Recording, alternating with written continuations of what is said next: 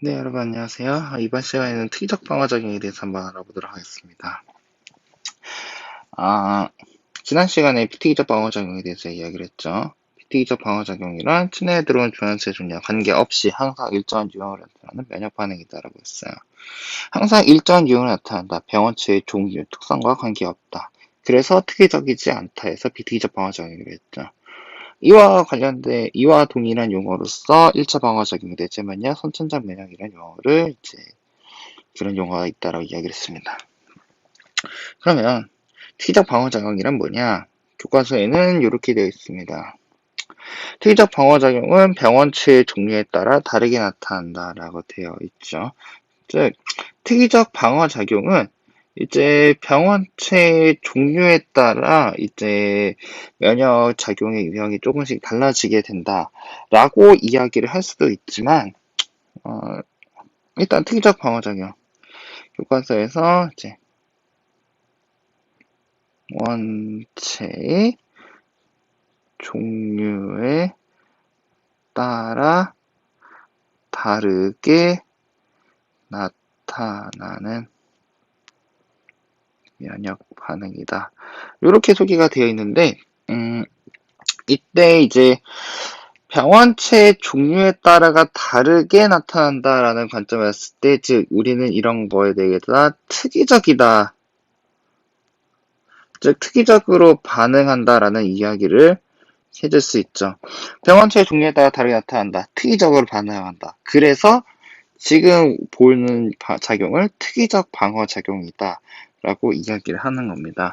근데 이때 이 특이적으로 반응한다라고 하는 것은 어떤 유형, 아까도 얘기했듯이 어떤 특정 병원체 종류에 따라 방어작용의 유형이 달라진다 라고 해도 말이 좀 되긴 합니다만, 그러기보다는 고등학교 과정에서는 이렇게 이해하시는 게 좋을 것 같아요.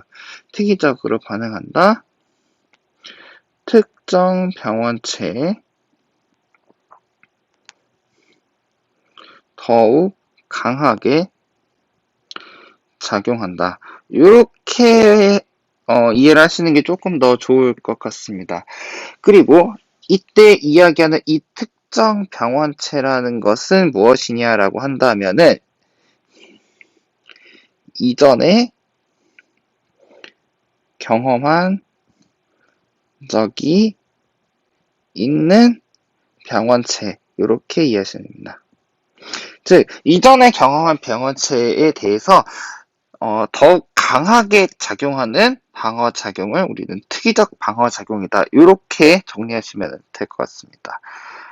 자, 그래서 이전에 경험한 적이 있는 병원체에 대해서 더욱 강하게 작용한다 해서 이거 경험한 것을 바탕으로 한다라고 하는 것은 선천적으로 내가 태어날 때부터 갖고 있는 특성은 아니다라는 얘기가 되겠죠. 그래서 이거는 이제 우리가 태어난 뒤로 어떤 학습이라고 해야 될까요? 이제 어쨌든 이전에 경험한 적이 있다. 우리가 쌓아오면서 이제 경험한 데이터를 바탕으로 명언장에 유한진다 해서 그런 의미에서 봤을 때 우리가 병원체에 대해서 적응한다 라는 이야기가 될 수 있기 때문에 이를 적응 면역이라고도 부르고요.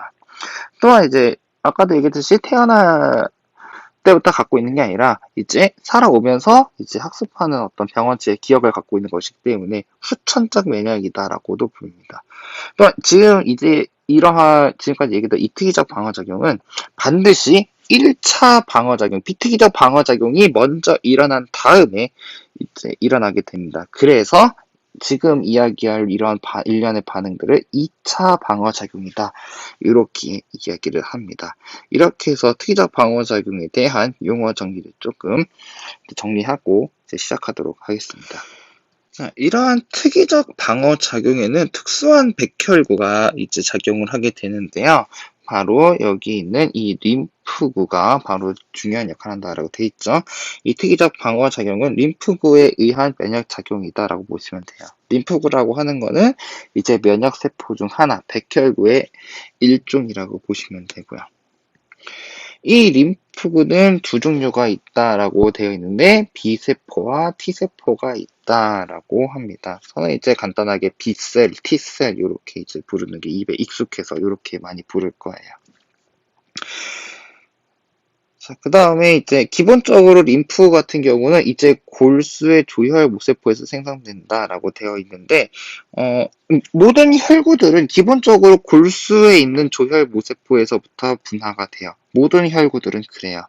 이제 여기 이제 골수라고 돼 있는 거 이쪽을 보시면은 이제 뼈 사이 공간을 채우고 있는 부드러운 조직으로 골수에 있는 조혈 모세포가 평생 동안 분열하여 적혈구, 적혈구, 백혈구, 현소판 등을 생성한다고 했죠. 그쵸? 이러한 혈구들을 이제 기본적으로 생성할 수 있는 게 골수인데, 이제 백혈구, 여기서 생성되는 백혈구 중에 림프구가 있고, 림프구의 종류에는 B세포와 T세포가 있다라고 되어 있죠. 근데 이제 여기서 좀 헷갈리기 쉬운 게, 기본적으로 만들어지는 거는 골수이지만요. 얘네가 제대로 기능할 수 있도록 성숙하는 과정을 거쳐야 되는데, 이 성숙하는 장소는 달라요. T세포 같은 경우는요, 여기 T세포는 가슴샘으로 이동해서 성숙한다라고 했죠. 가슴샘, 여기 이제 갑상샘, 이제 폐와 갑상샘 아래 폐와 폐 사이에 이렇게 존재하는 이쪽 부분이 이제 가슴샘이라고 되어 있죠. 이거를 예전에 흉선이라고 불렀어요. 흉선. 영어로 하면은 타이머스예요. 자, T세포는 바로 이 가슴샘에 있는 철자를 따와서 이제 타이머스의 T를 따와서 T셀이라고 이야기를 하는 겁니다. 즉 T세포는 가슴샘에서 성숙한다는 걸 기억을 해주시고요. 자, 그다음에 B셀 같은 경우는 자, 골수에서 성숙한다라고 되어 있죠. 즉 B세포 같은 경우는 골수에서 만들어지고 그 골수에서 이제 기능을 갖추는 성숙 과정을 전부 다 골수에서 거치게 돼요. 그래서 이 B세포의 어원을 골수, 본 메로우 셀의 이제 약자를 따서 B셀이다. 거기서 B를 따와서 B셀이라 하는 이야기도 있고요. 어, 처음에 이 특이적 방어작용과 관련된 뭐 항원항체 반응 이런 거 연구할 때 이제 조류의 어떤 특정 기관에서 이제부터 이렇게 연구를 시작했다라고 알려져 있는데 그 기관이 또 철자가 B로 시작한대요. 뭐 그래서 B셀이다라는 이야기도 있는데 뭐 어쨌든 이건 그 용어 유래에 대해서는 여담을 하시고 어쨌든 T세포는 골수에서 만들어지지만 성숙하는 건 기능을 완전히 갖추는 거는 가슴샘에서 한다. B세포는 골수에서 만들어지고 기능이 완전해지게 성숙하는 과정도 골수에서 일어난다. 요거를 기억하시면 되겠습니다. 자, 본격적으로 이제 특이적 방어작용에 대해서 볼 건데, 이제 용어 두 가지만 더 이제 잡고 넘어갈게요. 뭐, 본격적으로 본다면서 계속 용어 정리만 하고 있네요. 근데 이 용어들을 기억해 두는 게 정말 굉장히 중요합니다. 제가 항상 강조하는 것이기도 하죠. 용어를 반드시 알아둬라. 용어는 정확하게. 어쨌든, 바로 항원과 항체에 대한 건데, 여기 아래에 나와 있는 이 항원 항체 반응이라고 하는 것은 이제 다음 시간에 조금 더 자세하게 알아볼 겁니다. 일단은 항원이 무엇이고 항체가 무엇인지 개념만 좀 잡고 갑시다. 이제 세균, 바이러스, 각종 독성 물질들 외부에서 우리 몸을 침입한 이물질을 항원이라고 하자. 항원의 원래 정의가 이래요. 그러니까 우리 외부에서 우리 몸을 침입한 이물질 그 자체를 항원이라고 하고요. 그 다음에 항원이 우리 몸에 들어오면 이를 제거하기 위해 단백질로 이루어진 항체가 생성된다라고 했죠. 즉 항원에 대항해서 그 항원을 이제 무력화하고 제거하기 위한 단백질이 항체란 거예요. 그래서 이제 항원과 항체는 특이적으로 반응하는 관계가 이루어집니다. 항원과 항체는 특이적으로 결합한다. 이거를 반드시 알아두시면 돼요.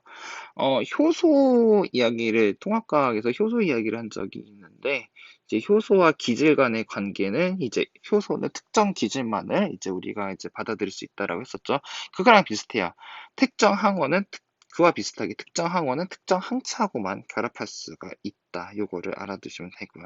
이 얘기는 다음 시간에 조금 더 자세하게 이야기를 하겠지만, 어쨌든 항원은 우리 외부에서 우리 몸으로 침입한 이물질, 그리고 항체는 이러한 항원에 특이적으로 결합해서 이 항원을 무력화할 수 있는 그런 것을 항체라고 한다. 이렇게 받아들이시면 돼요. 자, 이제 진짜 본격적으로 특이적 방어작용을 들어가 보도록 하겠습니다. 자, 일단 이 특이적 방어작용은 크게 두 가지의 형태가 있어요. 바로 세포성免疫이라는 것과 체액성免疫이라고 하는 건데, 이제 병원체에 감염된 세포를 직접 공개해서 파괴하는데 이를 세포성 면역이라고 한다라고 돼 있죠. 이 세포성 면역이라고 하는 것은 이제 감염된 세포를 직접 살해하는 과정이에요. 즉 주로 바이러스 감염 또는 종양세포들에 대해서 이러한 면역작용이 일어납니다. 바이러스에 감염된 세포나 종양세포를 직접 살해하는 이러한 반응을 세포성 면역이라고 합니다. 이거 말고 이제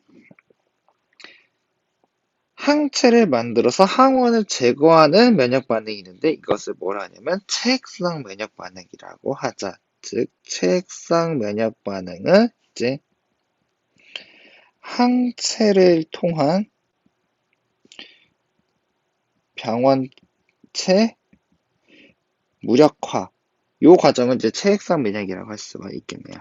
근데 왜 체액성 면역이라고 한다면은 이러한 항체가 우리가 일반적으로 체액이라고 부르는 바로 혈장 성분 그리고 조직에 그리고 여러분 생소하시겠지만 림프라고 또 다른 순환기가 있어요. 혈장 성분들이 따로 이렇게 모여서 가는 것을 림프라고 하는데 이러한 림프에게 많이 존재를 해요. 그래서 이러한 체액을 통해서 체액에 항체가 많이 포함하고 이러한 애들로 인해서 면역작용이 일어난다 해서 체액성 면역이라고 부르는 것이죠. 자, 그래서 이러한 것들을 이제 본격적으로 볼 텐데 본격적으로 본다는 거 몇 번 얘기하는 거야 참. 자, 일단 이러한 2차 방어작용 세포성 면역과 체액성 면역이 일어나는 스타트, 그 첫 시작 스타트가 어디냐면 바로 여기 있습니다. 우리 몸에 항원이 들어오면 대식세포 등은 시세포 작용으로 체내에 들어온 항원을 자유게 분해하며 번뇌는 항원 조각을 세포 표면에 노출시킨다. 자, 이것을 무엇이라고 하면은 항원제시라 그러는데 굉장히 중요합니다. 자, 식세포 작용이다. 대식세포가 먹어요. 식세포 작용을 했어요. 먹어치웠어요. 이건 뭡니까? 1차 방어작용이죠. 1차 방어작용이 일어난 후 대식세포는 자신이 먹고 분해한 것을 노출시켜요. 이것을 뭐하라 하자? 항원제시라 하자. 자, 이 항원제시가 엄청 중요한 이유가 뭐냐면 여기서부터가 2차 방어작용, 특이적 방어작용의 스타트이기 때문이에요. 자, 그래서 이 항원제시가 일어나야지만이 2차 방어작용, 특이적 방어작용이 일어날 수 있다라고 하는 것을 반드시 기억하고 이제 그림 3-29번을 보겠습니다. 이제 이게 특이적 방어작용에 대한 모식도인데요. 간단하게 모식하는데 항원이 들어왔어요. 대식세포가 먹었어요. 이제 그러면은 얘가 항원을 자기 이제 세포막에 표출을 시킵니다. 이것을 무엇이라 하자? 항원 제시라 하자. 이게 반드시 일어나야지만이 2차 방어작용이 일어날 수 있다. 자, 이 항원 제시를 했다는 얘기는 병원체에 들어왔다라고 알려주는 겁니다. 이러한 기능을 하는 것을 또 수지상세포라고 하는 또 특수한 세포가 있는데, 뭐 어쨌든 이러한 대식세포나 수지상세포 같은 애들이 항원을 제시해줬으면 이 신호를 받는 애가 있죠. 이 신호를 받는 애가 반드시 있어야 되죠. 그쵸? 이 신호를 누가 받느냐? 바로 여기 있는 보조 T세포가 받아요. 보조 T세포, 헬퍼 T셀이라고 해서 간단하게 TH셀 이렇게 부르는데 이 헬퍼 T세포, TH셀 같은 경우는 이제 얘가 직접 어떤 병원체를 무력화시키고 죽이는데 관여되어 있지는 않고요. 얘는 이제 항원 인식 및 다른 면역 세포를 보조해준다라고 얘기하시면 될 것 같아요.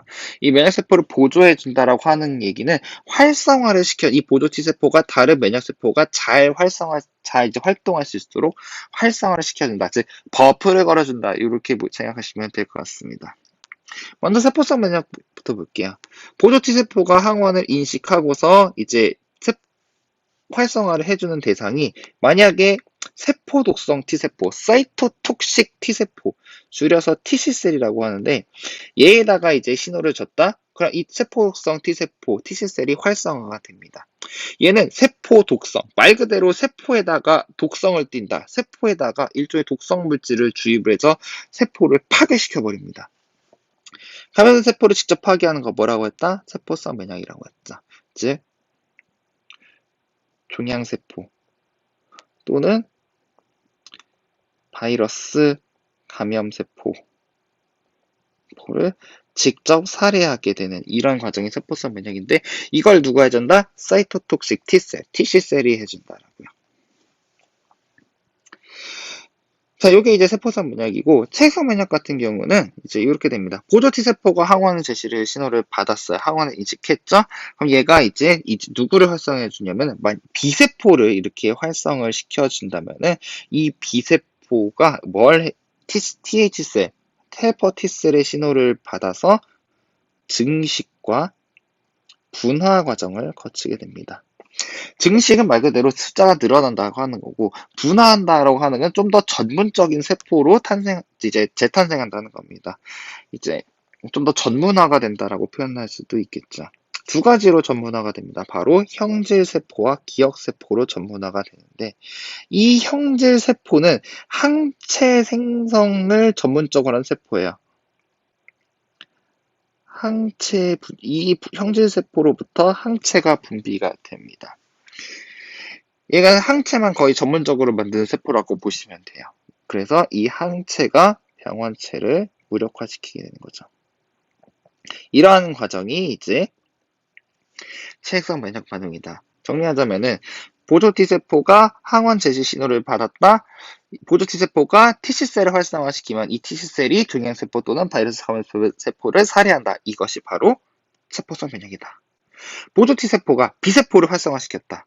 B세포는 헬퍼 T셀에 이제 신호를 받아서 증식과 분화를 거쳐서 형질세포가 되고 이 형질세포가 항체를 분비해서 병원체를 무력화시키면 이것이고 체액성 면역이다. 이렇게 정리할 수가 있겠네요.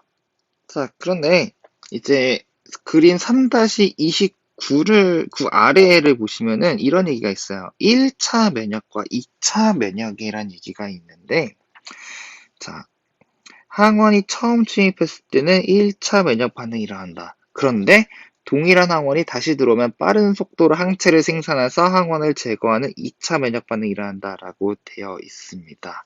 자, 백신이라는 거 여러분들 다들 맞아봤을 겁니다. 백신은 왜 맞나요? 우리가 병을 예방하기 위해서 만든 것이죠. 백신은 기본적으로 특정 약화된 병원체 또는 죽은 병원체들을 이제 정제하는 거예요. 그걸 우리 몸속에 넣어주면 우리 몸이 들어온 병원체에 대해서 면역 반응을 진행을 시키겠죠. 그렇죠? 왜 그렇게 하냐면은 바로 이 기억세포를 만들기 위해서예요. 기억세포. 이 기억세포는 무엇이냐? B세포가 이제 증식과 분할을 할 때 형질세포로 전문화돼서 항체를 만들 수도 있지만은 기억세포로 전문화가 될 수도 있어요. 기억세포로 분할을 할 수도 있다는 얘기죠. 이 기억세포는 뭐 그냥 표면상으로는 별 기능 안 합니다. 그냥 가만히 있어요. 다만 얘네들은 병원체에 대한 정보를 저장하고 있다라고 보시면 돼요. 즉 병원체를 기억한다라고 이제 표현할 수도 있는데 이제 병원체에 대한 정보를 얘네를 갖고 있어요. 갖고 있다가 동일한 항원이 또 침입하게 되면은 얘네가 기억세포가 이제 형질세포로 갑니다. 형질세포로 가면서 이제 증식과 분화를 거치게 되죠. 그래서 형질세포로 가는데 이 기억세포가 형질세포로 증식하고 증식하는 속도, 그리고 분화되는 속도가 B세포에서 형질세포로 가는 것보다 월등히 빠르고 이제 많이 됩니다. 그래서 자, 아래에 이제 그림 3-30을 볼게요. 항원 X가 처음 들어왔어요. 1차 면역 반응이라고 하는 거는 처음 들어왔다라는 겁니다. 처음 들어왔을 때는 항체 생성 속도가 이 정도, 즉 항체 생성 속도는 여기서 이제 기울기로 나타내지죠. 항체 생성 속도가 이 정도고 항체 생성량은 이 정도로 이제 세팅이 이제 나타난다고 봤을 때 동일한 게 또 들어오게 된다면은 또 들어오면은 항체 생성량과 이 항체 생성량 월등히 많아진 거를 확인할 수 있죠. 또한 항체 생성 속도, 이 그래프의 기울기도 급격하게 증가한 것을 볼 수가 있어요. 즉, 동일한 항원이 다시 침입하면은 항체 생성량과 항체 생성 속도가 처음 병원체가 들어왔을 때보다 월등히 빠르고 많아지게 된다. 자, 그 이유가 무엇이냐? 바로 여기 있는 기억세포가 이전에 침입한 병원체를 기억하고 있기 때문이다. 이 기억세포는 B셀보다 빠르고 또 많이 보다 빠르고 많이 이제 형제세포로 분화된다라고 보시면 돼요. 즉 증식량도 B셀에 비해서 많고요. 그 다음에 분화 속도도 B셀에 비해서 높다. 그렇기 때문에 그만큼 많은 형제세포가 확보가 될 수 있으니까 항체 생성량이 더 많아지고 항체 생성 속도 빨라진다. 이렇게 이해하시면 되는 것이죠. 이렇게 항원 X에 대해서 처음 침입했을 때 나타난 것을 1차 면역, 동일 항원이 또 침입했을 때 항원 항체 생성량과 항체 생성 속도가 월등히 증가하는 이 반응을 2차 면역 반응이다. 이렇게 이야기를 하고, 이 2차 면역이 가능한 이유는 바로 항원이 침입했을 때 우리 몸은 기억세포라는 것을 만들어 놓기 때문이다. 이렇게 받아들이시면 되는 겁니다. 자, 근데 이제 영상이 조금 너무 이제 길어진 감이 없지 않아 있긴 하지만은, 이 얘기는 좀 반드시 해야 될 것 같아서 이제 하는 건데, 이제 1차 면역과 2차 면역, 그리고 1차 방어와 2차 방어에 대해서 헷갈리시는 분들이 굉장히 많아요. 왜냐면 말이 이제 비슷하기 때문이죠. 1차 면역과 2차 면역이 있다. 이런 사람들이 굉장히 많아요. 1차 면역은 1차 방어작용, 2차 면역은 2차 방어작용. 즉 1차 면역은 비특이적 방어작용이고 2차 면역은 특이적 방어작용이다. 이렇게 이해하시는 분들이, 이렇게 그리고 인식하는 분들이 굉장히 많은데 절대 아닙니다. 절대 아니에요, 진짜. 자, 1차 면역은 항원이 처음 침입했을 때, 항원이 처음 침입했을 때, 2차 면역은 항원이 재침입했을 때 나타나는 반응이에요. 자, 1차 면역 작용에서 항원이 처음 침입했을 때 나타났죠? 그 항원이 침입하면 당연히 뭘 합니까? 식세포 작용으로 이제 병원체 이제 잡아먹고, 그 다음에 염증 반응을 통해서 이제 그쪽에 백혈구 불러 모아서 이제 염증을 통해서 병원균들을 싹 죽여버리게 하는 반응이 나타나게 될 거란 말이에요. 즉, 1차 면역에서 1차 방어 작용은 당연히 일어납니다. 또한 이제 3-30 그래프에서 봤을 때 1차 면역 반응에서도 항체가 형성이 되잖아요. 항체가 형성된다는 얘기는 뭐야? 체에서 면역 반응이 일어났다는 얘기고, 이는 곧 2차 방어 작용도 일어난다는 이야기예요. 즉 1차 면역 반응이 일어날 때, 항이 처음 침입했을 때 병원체를 완벽하게 박멸하기 위해서 염증, 식세포 작용 같은 1차 방어 작용이 일어나고, 또한 항체 또는 세포성 면역을 통해서 완벽하게 병원체를 박멸시킬 수 있는 2차 방어 작용도 일어난다라는 이야기입니다.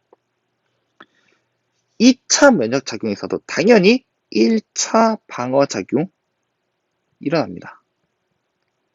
항원 침입했으니까 염증 반응, 식세포 작용을 통해서 일단 물리쳐야지. 그리고 또한 2차 방어 작용도 일어나서, 즉 항체 생성하고 세포성 면역을 통해서 이제 감염된 애를 죽이고 하면서 완벽하게 방멸시키도록 해야 되잖아요. 실제로 3-30 그래프를 보시면은 항체 만들고 있잖아요. 즉 2차 면역작용에서도 2차 방어작용이 일어난다는 이야기죠. 정리하자면 1차 면역과 2차 면역 반응은 이제 몇 번째 침입한 거냐, 처음 침입이냐, 두 번째 이상 침입하느냐, 요거에 대한 이야기고, 1차 방어와 2차 방어는 이제 병원체를 이제 무력화하고 죽일 수 있는 방법에 대한 이야기예요. 1차 면역 과정에서 1차 방어, 2차 방어 다 일어나고요. 2차 면역에서도 1차 방어, 2차 방어 다 일어납니다. 다만 2차 면역 작용에서 이 2차 방어 작용이라는 것이 훨씬 더 빠르고 강력하게 발생한다라는 것을 기억하시면 됩니다. 뭐와 비교해서 1차 면역 작용과 비교해서 요거를 반드시 기억하셨으면 좋겠습니다. 1차 면역과 2차 면역, 그리고 1차 방어와 2차 방어 작용을 헷갈리지 마셨으면 좋겠습니다. 자, 여기까지 해가지고 정말 기나긴 영상이었는데, 이 부분이 워낙 중요하고 또 할 말이 또 많습니다. 매년 수능에도 출제돼서 제가 좀 깊게 얘기한 감도 없지 않은데, 어쨌든 이 파트에 대해서 이제 잘 알아두셨으면 좋겠습니다. 영상 보느라 모두 고생하셨습니다.